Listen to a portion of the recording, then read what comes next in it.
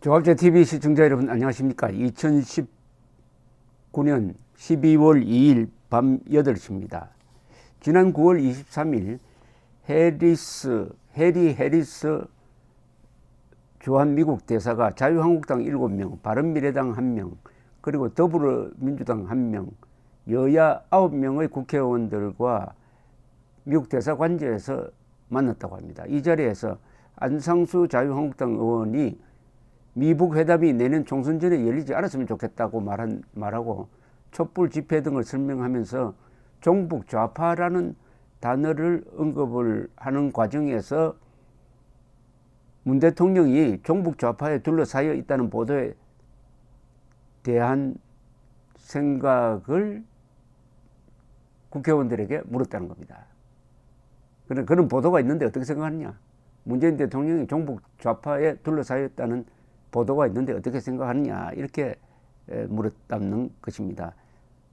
거기에 대해서 여당 의원이 아니 그 이야기 하지 말자 해서 더 이상 진척이 안 됐는데, 단순하게 보도를 보고 물었다는 것이 또 말썽이 됐는지 MBC 뉴스데스크는 이것을 보도하면서 마지막에 이런 글자를 덧붙였네요. 한편 북한 대외 선전 매체 메아리는 해리스 대사를 일제강점기 조선 사람에게 호통치던 일본 총독의 행태를 방불케 한다며 비판했습니다. 호통은 무슨 호통입니까?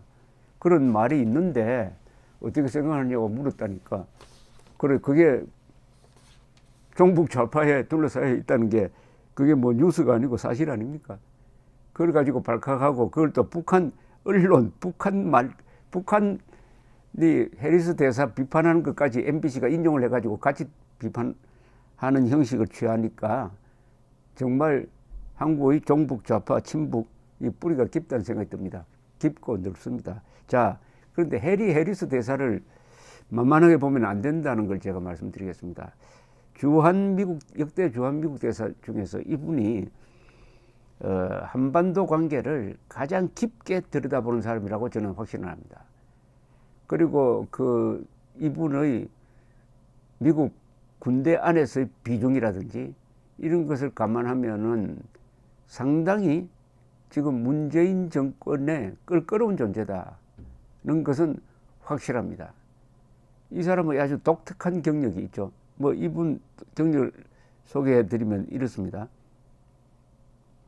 전직이 인도 태평양 사령부의 사령관이었습니다. 해군 사성장군이죠. 해군에서는 제독이라고 그럽니다. 그리고 아시아계 미국인으로서는 해군 사성장군에 오른 첫 인물입니다. 그리고 제6함대 나토 해상 6함대 사령관, 나토 해상 타격 지원군 사령관, 관타나모 합동기동부대 사령관, 제1초계 정찰 비행단 등등에서 근무를 했는데 아주 엘리트로서 군 고위직에서 주로 전략 그리고 외교 부분을 담당했습니다. 2011년부터 2013년까지는 합참의장 보좌관으로서 당시 미 국무장관을 합참의장 보좌관으로서 동시에 미 국무장관과 이런 연락관계를 맺은 그런 분이군요. 그래서 합참의장 보좌관이 미 국무장관 보좌관 역할을 하면서 국무장관과 함께 80개국 이상을 방문하여, 클린턴이군요. 클린턴 국무장관 방문하여 여러 해외 지도자들과 이 친면이 있는 분입니다. 일본에서 태어났습니다. 미국 테네시주 플로리다주에서 자랐어요. 그래서 부친은 미 해군 소속으로 2차 세계대전과 한국전쟁에 참전했고 제2차 세계대전 이후 58년 은퇴할 때까지 한국과 일본에서 복무했습니다. 그래서 어머니는 일본인입니다. 일본인인데, 자, 이분 이야기를 하기 전에 작년 이맘때쯤 한미우호협회가 주최한 한미우호의 밤 모임이 남산 힐튼 호텔에서 열렸습니다. 그때 해리스 주한미국 대사가 원고를 읽는 형식으로 축사를 했는데 뼈 있는 몇 마디가 있었습니다. 제가 메모를 했습니다. 이런 일화를 소개를 했습니다. 원래 미국 사람들은 우선 우스개로 시작을 하죠. 대사관에서 열린 어떤 모임에서 한 젊은 한국계 미국인이 자신에게 다가오더니 이렇게 이야기를 하더랍니다. 대사님은 뛰어난 군사 경력을 가지고 계신다는데 한국전에 참전하셨습니까? 이렇게 물었답니다. 대사는 나의 아버지가 해군으로 참전하였습니다. 내가 너무 늙어서 그렇게 보인 모양입니다. 라고 했답니다. 그러면서 해리스 대사는 전쟁의 기억이 세대가 변하면서 멀어지고 있는데 이를 그냥 방치하면 안 된다. 이 말은 한국전도 후손들에게 잘 가르쳐야 되고 한미동맹의 중요성을 가르쳐야 한미동맹을 유지할 수 있다. 우리 한국이 과거를 잊고 역사를 조작하는 데 대한 비판처럼 들렸습니다. 그는 작년이 한미동맹 65주년이었다면서 이 동맹이 한반도의 평화와 번영 그리고 이 지역의 안정의 주춧돌이 되었다고 평가를 했습니다.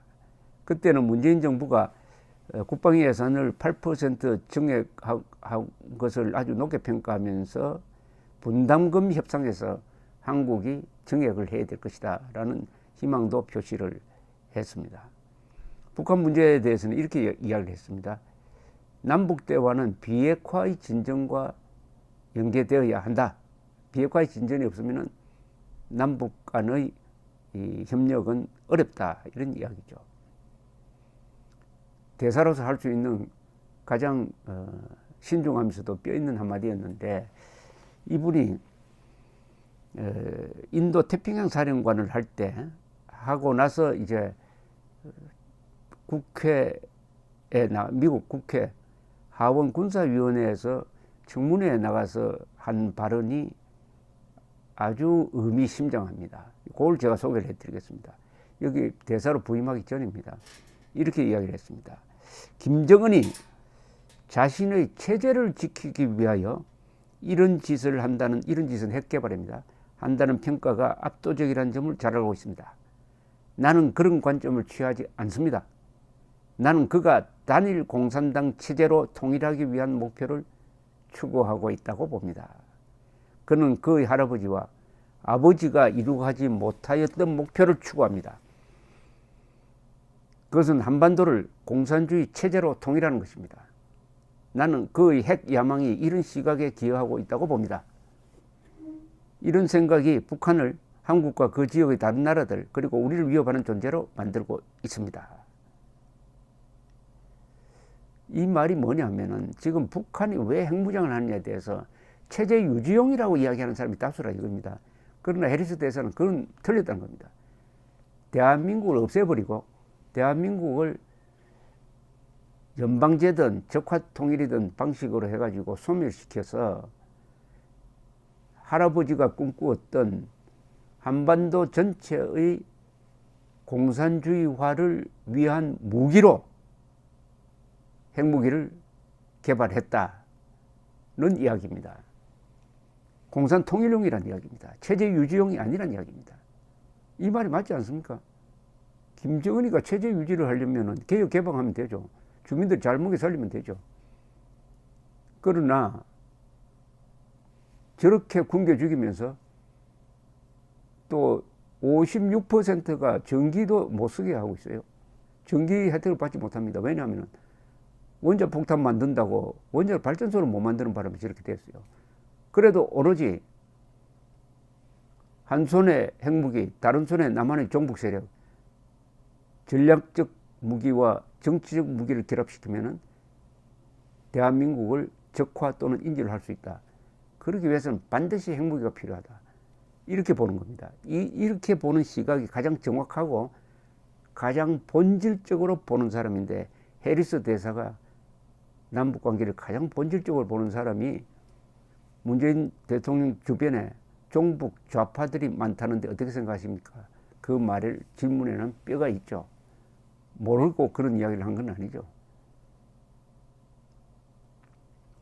그리고 지난 5월, 작년 5월이군요. 인도 태평양 지역 사령관 전역식에서 해리스 대사는 이렇게 이야기했습니다. 북한이 태평양 지역의 가장 긴급한 위협이지만 장기적으로는 중국이 드러내고 있는 패권 국가의 꿈이 미국에 대한 가장 큰 도전입니다. 러시아도 인도양 태평양 지역의 회방꾼으로 등장하고 있습니다. 이 지역은 억압과 자유의 질서가 충돌하는 지정학적 대결장이 되고 있습니다. 강대국의 대결 구도로 돌아가고 있습니다. 역사의 변곡점입니다. 자유와 정의가 저울 때에 올라 있습니다. 이렇게 발언하니까 중국 외교부 대변인이 발칵해가지고 이렇게 이야기했습니다. 패권에 집착하는 미국이 다른 나라가 이를 훔치려 하지 않을까 걱정하는 듯한데 이는 도둑이야라고 소리치는 것이다. 이렇게 이야기했습니다. 이런 해리스 대사가 옆에서 청와대 바로 옆에 있다는 게 문재인 대통령으로서는 좀 거북하게 들릴지 모르지만은 자유민, 김정은을 싫어하는 자유민 입장에서는 든든하기도 합니다. 이게 결코 사대주의가 아닙니다. 사대주의는 문재인 씨가 사대주의를 하죠. 그 아들 볼 때는 김정은 앞에서 꼼짝 못하는 그런 추한 모습, 그게 사대주의입니다. 한미동맹을 주장하는 사람은 사대주의가 아닙니다. 다만 한미동맹을 주장하더라도 우리의 국방은 우리가 한다 하는 자주국방 의지를 포기하면 그게 사대주의입니다. 감사합니다.